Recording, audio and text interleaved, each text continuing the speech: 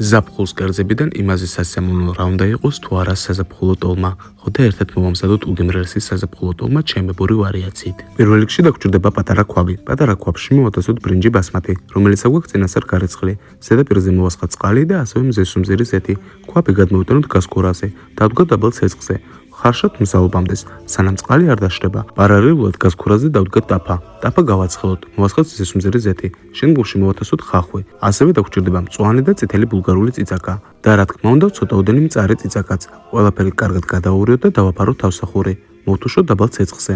მოთუშულ ბოსტნეულობას დავუმატოთ მსხვილ სახეხზე გახეხილი სტაფილო. სილიკონის კოზის დახმარებით გადაურიოთ ყველაფერი დელიკატურად. თუშავთ დაბალ ცეცხლზე 5 წუთის განმავლობაში. პარალელურად მოიხარშა ბრინჯიც. ბრინჯიც მოვათასოთ ბოსტნეულობასთან ერთად. დავუმატოთ სრულად დაჭრილი პომიდორი. გადაურიოთ სილიკონის კოზის დახმარებით.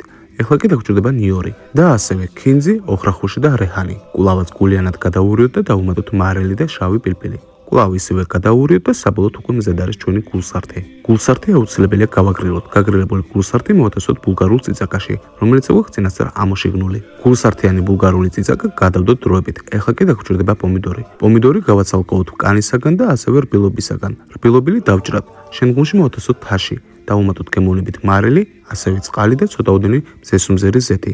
ყველაფერი კარგად გადაურიოთ და დროებით გადავდოთ. მოხარშვისას ბულგარული წიწაკიდან რო გულსართი არ გამოვიდეს, დაგჭირდება პომიდორის კანი, რომელიც წინასწარ ჰქონდა მომზადებული. მოვათასოთ ბულგარულში. შემდგომში მოვათასოთ ქვაბში ყველა ბულგარული წიწაკა.